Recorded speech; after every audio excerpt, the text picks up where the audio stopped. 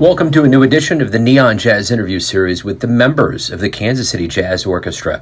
They performed at the PLexpod off 39th Street in Midtown Kansas City as a part of the KCJO Concerts.com, orchestrated by the great Kansas City jazz pianist Jacky Myers. She also joins us. This triumphant outdoor concert was on August 29, 2020, on the 100th birthday of Charlie Bird Parker, taking to the stage to honor the legacy of Bird, Bobby Watson, and Count Basie. We caught up with Jacky and the members of the band to get their thoughts on what it's like to restart jazz again on a live stage, the legacy of Bird, and a little bit more. Enjoy. This is Kansas City jazz pianist Jacky Myers, and she is also in charge of the KC Drive-In concerts. Jacky, we're here, the Kansas City Jazz Orchestra, Bird's 100. We're getting ready to start a live show. You got a full lot here, beautiful night. How does it feel? I'm proud of it, and I'm really glad to be part of this jazz community, because really this doesn't happen without a band of this caliber, and it doesn't happen at all without the audience. Most venues have something fueling them. They've got booze sales, they've got a bar, they've got something. We're literally making a party in a parking lot. So I'm proud of that. And it's been hard because most of us have lost our full-time jobs as musicians, including myself. I'm still making a living at other things, but I can't play piano full-time anymore. And at least when I do these things, I feel for 2 or 3 hours that it's going to come back strong. So I feel hope when I do these. This is the leader of the Kansas City Jazz Orchestra and a very talented trumpeter, Mr. Clint Ashlock. I mean, I'm trying to think of what to say because it's overwhelming. Well, there's so much else going on. I know. It's like then this thing came up. It's like, oh God, I got a gig. You know, it was the same kind of like I'm not prepared for this feeling as I have on all of them. But I mean, in what's happening right now in the world, you know, with the pandemic and with the civil rights stuff, I mean, to be able to come together as friends and play music for people, and then, you know, on top of it, like to celebrate black music during this time, you know, I mean, it definitely, it's something that's been on my mind, you know, since, I mean, forever, but, you know, since the George Floyd stuff, like, that's what I do. Like, I'm a white kid from Johnson County that dedicated his life to black music. And I get to do that. And I feel very privileged to be able to do that. And, but I mean, also, like, I get to see my friends and play music. That's pretty cool. So, a lot of different feelings. So, I guess on a larger scale, for recovery for Kansas City, what does this mean? To see everybody here, it's a beautiful night, you're playing live music, what does this mean, hopefully in the grand scheme of Kansas City coming back, and even the world in general? I mean, I think for Kansas City, I think that, I mean, she just walked by, but I think that this is like, you know, and it's hard to tell, like, I think musicians all over the world for so long have had to, like, create their own existence, you know, and so Jacky to like put this thing together. I mean, that's incredible. And that shows the perseverance of the jazz spirit, of the musician spirit. You know, to like make something work when nothing works. And I know it's got to be the way that it is everywhere. But I mean, you know, it's like musicians, just like so many other groups of people, just find a way. That's it. That's what you got to do. But I mean, on like a not heavy level, it just feels cool to get together. That's the thing, and that's the thing that I think is weird about all of this, is that it's. I'm going to let you get to it. That's what I was looking for. So cool. This is alto saxophonist David Chael. David, nice to see you, man. Hey, Joe. Man. So, it's been a long time. It feels like everything's been a long time this year. So you're back playing live music. It's a beautiful night. The lot is full. What does it mean for you to be able to be at a point where you can play live jazz with all these fine musicians again? It's more of a treat than I can even express. I mean, at this point, it feels weird to have a gig instead of vice versa, which is what it used to be. But I really think it's gonna be a lot of fun, and I mean, hopefully my chops aren't I mean, they're rusty, but Sounded good when you were in sound yeah, check. man, thank you. Yeah, it's. I mean, these cats are great. I've never played with Eddie. Yeah. Which that'll be. I mean, he's killing. That'll be super fun. Yeah. So I think it'll be a good band and good selection of tunes. So. And today's Bird's 100th birthday. Yeah, man. How cool is that? It's a weird year, but it's amazing. Yeah. It's always more than an honor to play. It's always an honor to play his music, especially today of all day. So try to do him proud. Right on. Yeah. So as far as like, we're obviously at a point now where we're rebuilding things. What does this mean for like rebuilding Kansas City, getting back to the place where, I mean, it's happening right now. We're watching live music happen. What does this mean for the whole rebuild, you think?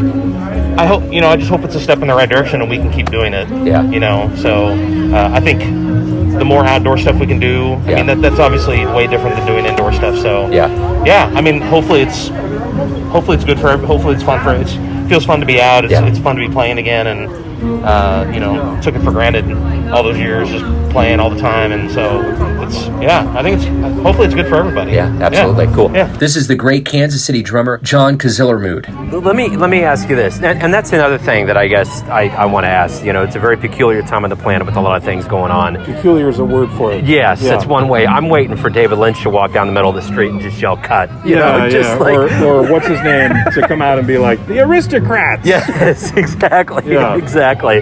Yeah. So, but you're playing live. It's a beautiful night. You're back at it. How does it feel to be playing live jazz again? Well, so I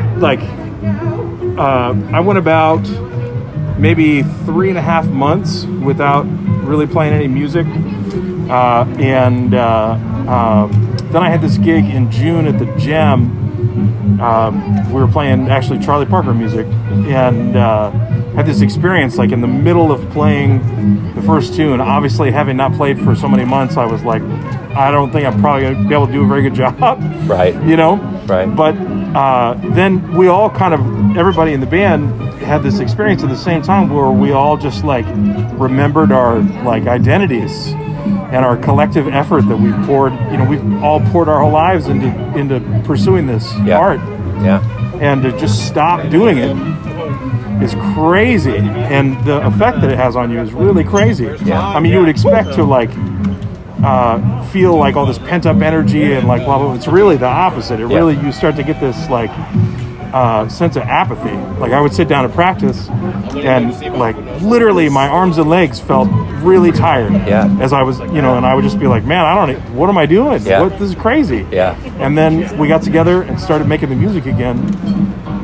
And it just was magic. It just like popped right back into place. Sure. And I think that it says something about the art itself that like,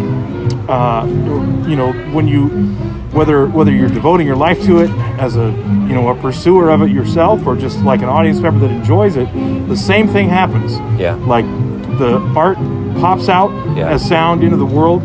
Yeah. And then like it, all of a sudden that space is an art space and you're having the art experience. Yeah. And it's pretty magical. That is magical. So the other thing that's odd about right now is that this is Charlie Parker's 100th birthday today. Yeah. If someone would have woke you from a dream months ago and said, we're going to be in masks, you haven't played for months, you're going to celebrate it this way, what would you think? Well, I saw this 3-panel cartoon the other day about a guy that like, puts a bunch of effort into building a time machine back in the 1980s, and then he like takes his DeLorean forward into 2020, gets out, and there's like, impending civil war, everyone's wearing masks, and there's like the ICUs are full, and he just gets back in his time machine and goes back and is like, never mind. No. Yeah, I'm out. What does this say about, I think the big thing I thought about is this town's been going through such a level of renaissance and good things. What's your show tonight mean for the recovery of Kansas City? Well, I think that one of the things that makes Kansas City a unique place, and I mean, probably everybody that's listening to this, is that Kansas City, for the most part, maybe they're all Kansas City people. They all take it for granted. Mm-hmm. I'm not originally from here. Right. And the uniqueness of this city is what brought me to Kansas City. That, like, the lineage of this music has a foot in this town. Yeah. And, it's like a load-bearing pillar of the history of jazz. Yeah. So of course we're going to celebrate Charlie Parker's 100th birthday. Right. Like, not just because he's a musician from Kansas City, like blah, blah, blah, blah, blah, but like this is a torch town of that art. Yeah. Like we hold we're like one of the cities that's keeping it alive in New York and New Orleans and Chicago or some other ones. Yeah. And I guarantee you in those towns as well, there are things, little pop-up things like this, because like we also bear the responsibility. We're like standing on the shoulders of these, in particular, most of them black musicians that endured a bunch of things that we'll never have to endure. And while they're enduring all that, they built this art for us that we're feeding our families, by pursuing. And so I feel a genuine sense of responsibility. To come out here and play jazz music and help keep it alive. Absolutely. Yeah, perfect. This is the very talented Eddie Moore on the keyboards. So I just want to ask you, you're sitting on stage, you got music in your hands, you got a full crowd, you're playing jazz again. What's that mean? Man, it feels great. It's just crazy, like, being around this many people, which is good. And it's good that the music still, like, does what it's supposed to do in bringing people together. Yeah. Just I was listening to, like, it's like older recordings, and, they didn't want this music to be popular or all these other, like, connotations with the music, and it was devil's music, but it brings people together, and I think that's the thing that's like beating the opposition. And it does stem from black culture, but then it's like at this point in 2020, it's like American culture. So it's like maybe the new identity of America that we haven't been willing to acknowledge for like hundreds of years. But I'm glad to be a part of it. I'm glad that we were playing it and people are here to absorb that. And it's great to play with friends, and it's great to see like all people of different walks of life just come out and enjoy vibration. So it's cool. So Birds 100 today, and we're in Kansas City. What's that mean? Man, it's great. For me, I don't know. Actually, it's kind of crazy. I just think about like what he would do, how he feel, what he'd want to see. But it's always great to celebrate his music. His music has moved all of us. I'm always going to be a student of that, and the legends that came after him, especially. So it's incredible. Absolutely. Eddie, I'll let you get to it. Awesome. Nice to see you. Take care. And this is the very busy and talented Kansas City bassist, Andrew Stinson. So Andrew, live. It's a nice night out here. How's it feel to actually be doing a live gig? It's one of the best feelings in the world. I've done a couple of them over the past few months, but going from doing multiple ones a week to maybe doing a handful a month was a big change. So, and it's a beautiful night tonight as well, so I'm going to enjoy that even more. But it's one of the best feelings I've had. I didn't know how much I would miss playing live, but yeah, it's great. Well, you're echoing the sentiments that we have. What was the first show like? The first show was really weird. It was also an outdoor show. I think the second show I did was just two people, like three of us recording in an empty building. So they've all been really different. So we've adjusted to them fine. But I think it's once you get on stage and you're playing music and you're with people, it gives us a sense of normalcy that we've been missing. So it's more or less the music takes over and it's just like it was. So how do you view this as like an overall recovery for the jazz scene? We don't know what the end is, but how does this feel as far as all together recovery?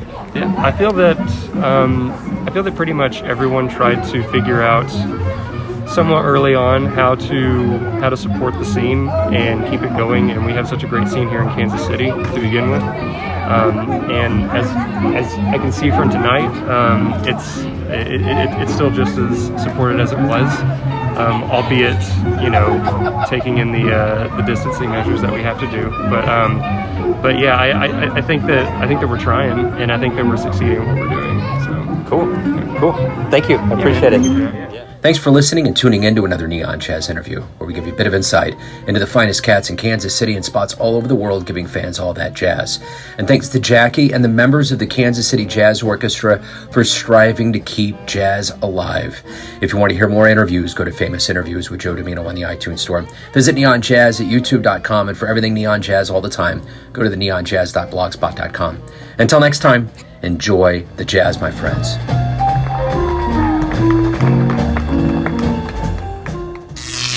Neon Jazz.